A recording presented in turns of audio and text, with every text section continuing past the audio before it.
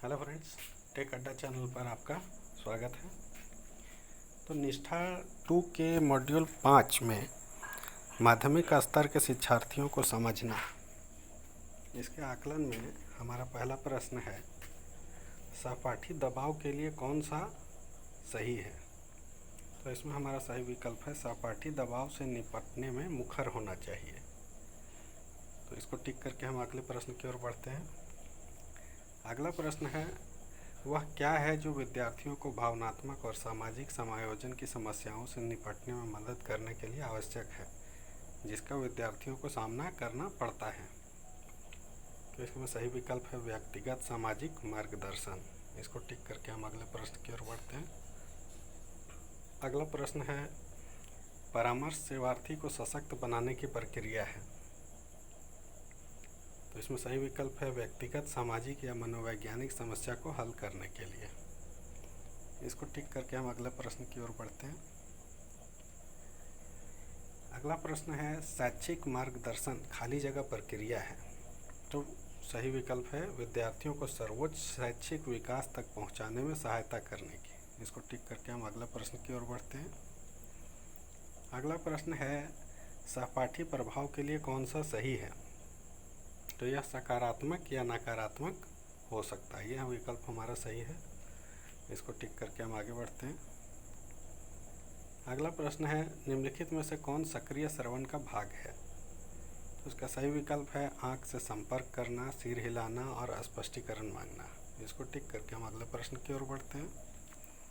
अगला प्रश्न है, शरीर छवि एक महत्वपूर्ण मुद्दा है जिसका किशोरों को सामना करना पड़ता है। अपने शरीर को लेकर असहज या शर्मिंदा होने की भावना के साथ साथ इसका परिणाम क्या होता है। उसमें सही विकल्प है कम आत्मविश्वास और घटिया आत्मसम्मान। इसको टिक करके हम अगला प्रश्न की ओर बढ़ते हैं। अगला प्रश्न है, एक किशोर खाली जगह के कारण बार बार मनोदशा परिवर्तन का अनुभव करता है। तो शरीर में परिवर्तन, ये सही विकल्प है। इसको टिक करके हम अगले प्रश्न की ओर बढ़ते हैं। अगला प्रश्न है, ईमानदारी, सुनने की क्षमता और दूसरों के साथ व्यवहार करते समय सकारात्मक संबंध रखना कुछ ऐसे महत्वपूर्ण गुण हैं जो एक मार्गदर्शक चित्त शिक्षक के पास खाली जगह होने चाहिए। तो दूसरों के साथ संबंध स्थापित करने के लिए, यह हमारा सही विकल्प है। इसको टिक करके हम अगले प्रश्न की ओर बढ़ते हैं।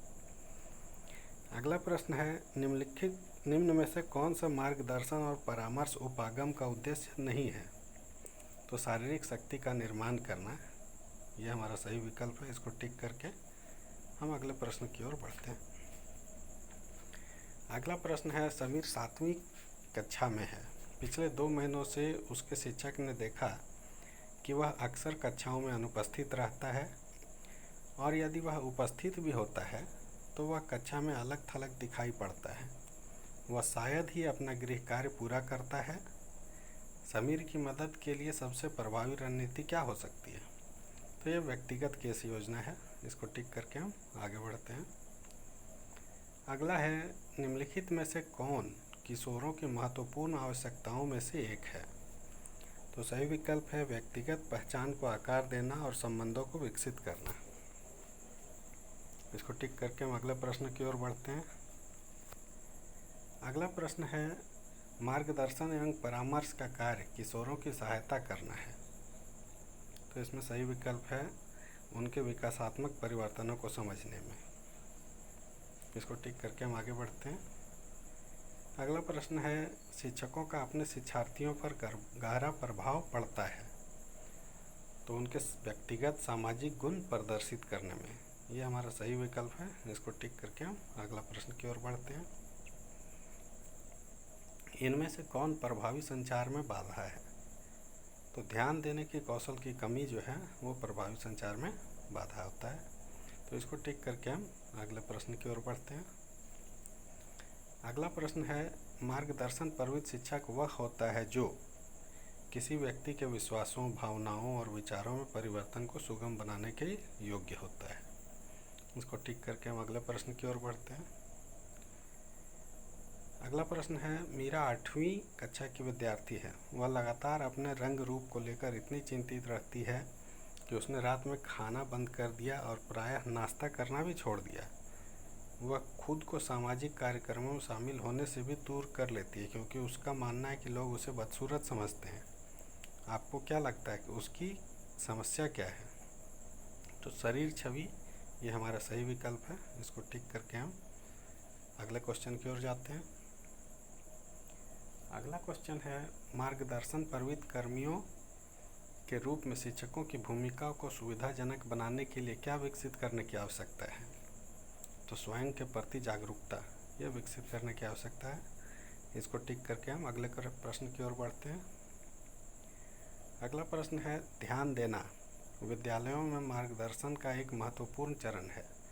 यह एक महत्वपूर्ण कौशल है जहां शिक्षक मौखिक और गैर मौखिक संकेतों को सुनते हैं। तो ये हमारा सही विकल्प है।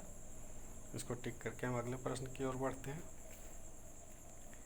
अगला प्रश्न है, ऐसी गतिविधियों में संलग्न होने की प्रवृत्ति जिसमें हानिकारक या खतरनाक होने की संभावना होती है कहलाती है। तो ये जोखिम लेने वाला व्यवहार ये हमारा सही विकल्प है। इसको टिक करके हम अगला प्रश्न की ओर बढ़ते हैं। देखिए, टोटल क्वेश्चन 20, क्वेश्चन आंसर्ड 20 और क्वेश्चन स्किप्ड 0, यानी हमने एक भी क्वेश्चन को स्किप नहीं किया है। अगर हमारा स्किप्ट में कोई भी संख्या रहता तो हम रिव्यू में जाकर देख सकते थे कि मेरा कौन सा क्वेश्चन छूट गया है और उसको फिर से टिक करके हम आगे सबमिट कर सकते थे। तो यहाँ पे अब हम लोगों को सबमिट करना है कि हमारा